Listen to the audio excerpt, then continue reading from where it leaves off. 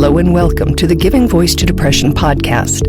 I'm Terry, the creator and co-host of this podcast. I've lived with depression most of my life, and I know how easy it can be to feel all alone in the experience. I'm not alone, and you aren't either. And I'm Dr. Anita Sands, a licensed clinical psychologist with a number of my own diagnoses, all of which bring a certain amount of anxiety and depression along with them. There is great power in shared experiences. We share our own as we engage in intimate and candid conversations with our weekly guests, exploring different perspectives on and experiences with depression. We keep it real because depression is real. We keep it hopeful because there truly is hope, in spite of what depression tells you.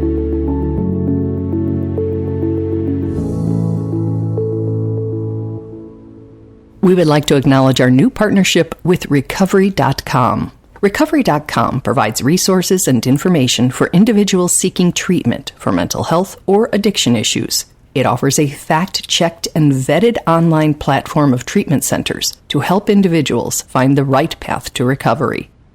While Terry and I research and record interviews for new episodes in the coming weeks, please listen to this absolutely amazing episode from our archive.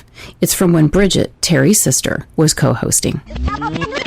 We speak regularly, or maybe even preach, about the need to listen to someone who chooses to open up to you about depression or any other mental health struggle. Absolutely. And there's a quote that I really like that says, "Being heard is so close to being loved that for many people, they are indistinguishable."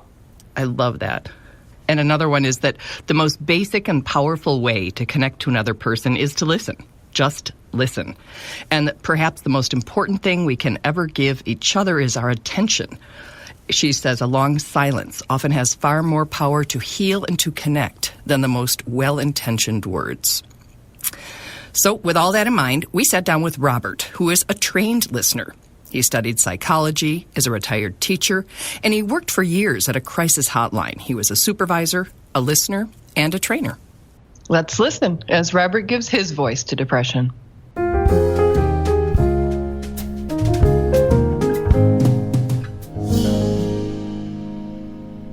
I think you have a very unique perspective because you not only have experienced depression yourself, so you understand and know it from the inside, but you work in mental health and talk to people every day you're at work who have some mental illness themselves and often depression.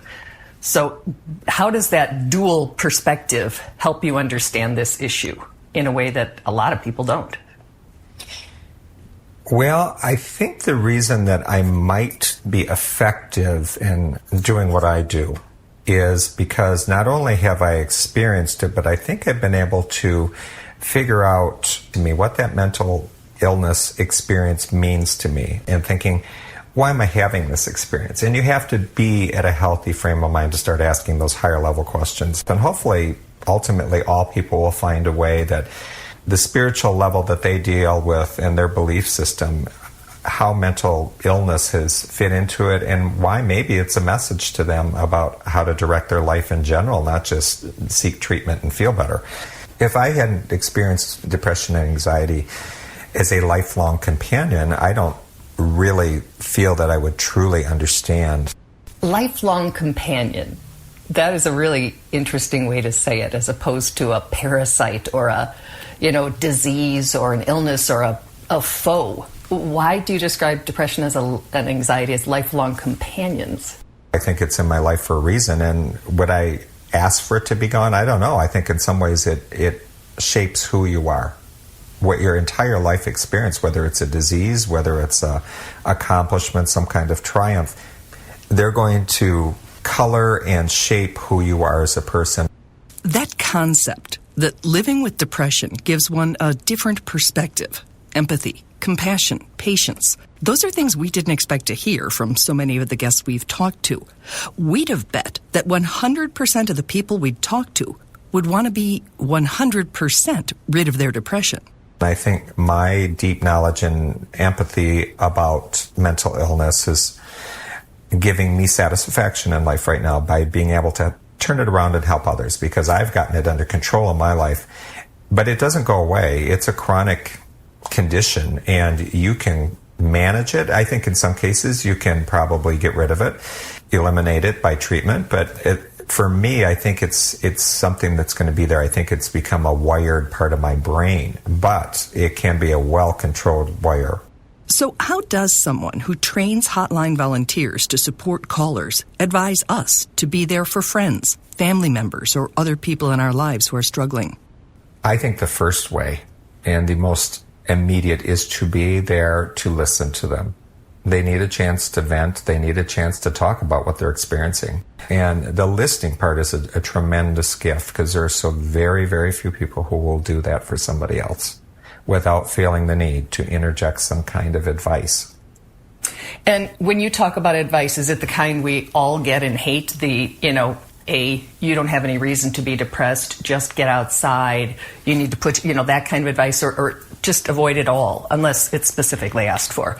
I think the most immediate kind is the kind you described, where people are going to say, just get over it, pull yourself up by the bootstraps. I think a lot of people, because they're uncomfortable or not knowledgeable about what that person's going through, they feel like they almost need to deflect it. They'll listen for a little while and just say, sounds to me like you just need a good dose of reality or something like that. Well, let's face it, that is their reality, and it is a huge dose of it, and it isn't a very pleasant dose. So those kind of things you write off. It's the more insidious kind of good friends who mean well but still don't understand that they need to find their path, not follow yours. If you're centered in yourself, not on yourself, but in yourself, you can listen and not feel the need to try to provide direction for them based on how you're understanding it, not on what their needs are. And just pull back and just listen. And also, if you're really good at that part of it, you can reflect back to them what they're saying and saying, well, you're telling me you're suffering and medications haven't worked. Have you talked to somebody recently, because new medications are coming out all the time? And always pose it as a question and come in sideways. And you'll find out a lot of things. And if you're rebuffed, then be sensitive to that and just go back into that listening mode. And what about the things that are not guidance specific, but are, I can't change your life, but I can sit with you, I'm here, you're not alone? Are those just platitudes, or do they help? No, those are very, very helpful. Knowing that I'm here for you now, I'm here for you when you need me. And sometimes you have to put some self-protective boundaries up, because there are people who are truly needy and not on some kind of path to getting better. Oftentimes will start relying on you to the point, maybe they call you at work, maybe they call you at dinner time, maybe they call you in the middle of the night. You have to set boundaries you're comfortable with immediately. I think that's very, very important. And not stridently giving them a list of 10 things they shouldn't do in seeking your listening services, but instead, when you feel those boundaries might be crossed, then you need to state right away, well, I want to be here for you. I can't always answer your phone calls, but here's a phone number of someplace that I know is really good that they'll be able to help you out in those times that I'm not around. Something like that. Good. Very healthy. Robert says while local and national hotlines offer all kinds of support and resources to callers, one of callers' primary needs is hope. I think that depression and anxiety are like a blanket that smother hope. And every human being needs hope. We need that. That's that little light that carries us forward to the end of our lives. And our lives are meaningful whether we know it or not. There is meaning in every single life of every single living creature on earth, including all humans. We need to get in touch with what that is. Once we connect with the fact that, yes, our life has meaning, even though we are unaware of it and just concerned with the suffering we're going through, once we find that meaning, the path becomes more clear and we're willing to do what we need to do to ultimately take care of ourselves, i.e. medication, therapy, developing support systems. And that's why I enjoy doing the work that I do, because we are that front line first door that they can open. And so it's a real important job. We're the first people who are going to illuminate that hope for these folks who call us. And I can totally believe you today, and I'm seeing the sun, and I'm sitting here with you, and I know that there have been days that if you said that to me, I would have thought blah, blah, blah, blah, blah. I would have not been able to take that in. I would have been laying in bed while you said that and probably tears coming down my cheeks, but you wouldn't hear them, and just think, yeah, for you. You're wrong. Well, it's so hard when you're in the actual darkness to believe that. That's why when you're in the light, you can't forget about what that darkness is like, and remember that you need to have that support system in place. And it won't function 100% every day. That person who you need to talk to might not be available. Your medications, maybe you need an increase in the dosage or a new one, or maybe you're not taking any at all. Maybe you're 30 days away from your next therapy appointment. It could be any of those things. Or it could be just that you have seasonal affective disorder and cloudy days are going to make you more prone to it. But the bottom line is it's important to have that support system. And maybe you'll have a day or two like that, but then you're going to reach out knowing that that's there. And while those important conversations are the more one-on-one private connections, more and more people are sharing their experiences publicly through forums like This Is My Brave, the Mighty's online site, and this podcast. I think one person stepping forward is amazing because every one person who tells their story is going to tell a slightly different story. And we're going to see this mosaic being put together, this patchwork quilt being put together, and we're going to start seeing this bigger picture and realize how many people are really touched by mental illness, whether it's suffering from it or knowing somebody close by who is suffering from it. We're going to see there are really a lot of people out there that have kept that quiet all these years, but really are affected. So how does the other side of the coin, how does hearing a story, if you're not ready or willing, if one is not ready or willing to share their story, how would hearing someone else's benefit them and the movement in general? Well, I think if you're in the condition to tell the story, you're at a place that you can feel comfortable doing that, means you are on some kind of path to becoming whole. If you're actually out in telling the story in a public venue, whether it's in a blog or whether it's at a public event or in the media, if you're doing that, you're on some kind of path to recovery if you're telling your own story. And so therefore, that is going to be very eye-opening for the person hearing it, because they're going to hear that this person who's on that path, possibly they're working again, maybe they're pursuing a degree, they've reconnected with people in their lives, they're going to see, wow, this person is quote-unquote functional in society. How did they get there? That's amazing. I would have never had any idea that they were going through this. And that's powerful. That's very powerful to hear that, because then you start looking around going, gee, I wonder how many people in this room are suffering from something themselves. I wonder how many people are that I know might be. And when we realize just how huge that number is, that according to the National Alliance on Mental Illness, about 1 in every 5 adults in the U.S. experiences mental illness in a given year. Well, we might just realize this is something we have to talk and learn about, both of which will reduce the stigma that keep people silent, isolated, and reluctant to ask for needed help. I think a reduction in stigma will be accompanied by increased community services.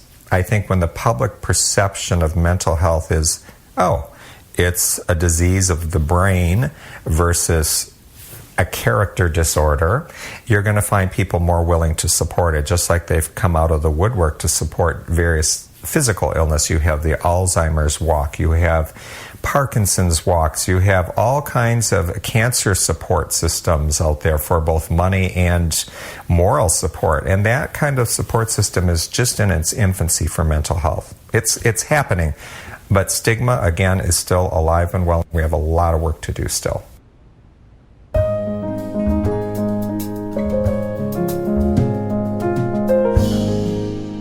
It really is two sides to a coin, isn't it, Terry? Listening and talking. Absolutely, and both benefit greatly. I love that he said listening is a gift.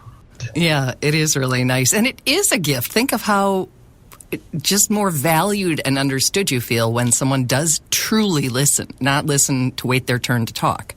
And I also appreciate that if we don't have to give advice, then we can all do it, because you don't have to be, witty or wise or, able to perform some feat of incredible support right in the moment. You just have to listen, and that we can do. That we can all do. Absolutely. And one of the things that I learned training to work at that same hotline is one of the ways you can reflect understanding is you use the same intensity of words when you reflect back what they said. So if somebody's just not talking about depression here, but if they were, just saying some annoying thing that had happened during the day, you say, oh, it sounds like you were really frustrated. You don't say, you must have been enraged, because that's not what they're communicating. But conversely, if, they're really, really having a very, very hard time with their depression and they're debilitated by it or even possibly suicidal, you don't say, you sound a little blue, so you try to match it. And that's one way to keep the conversation going and communicate that you're actually understanding the level on which they're communicating. That's good. Robert said that depression and anxiety are like a blanket that smothers hope. And my wish for you, Terry, and myself, and all of our listeners is that we explore for ourselves that ever-changing definition of what hope is for us. Nice.